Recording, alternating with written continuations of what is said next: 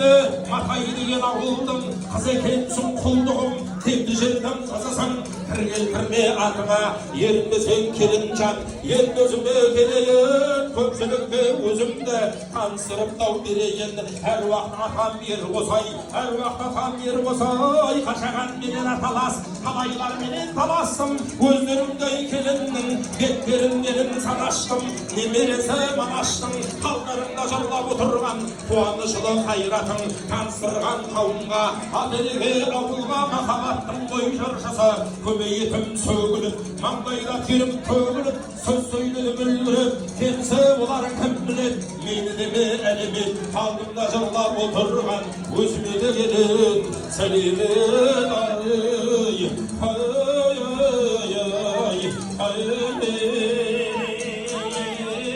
береттіп жатыр, ал.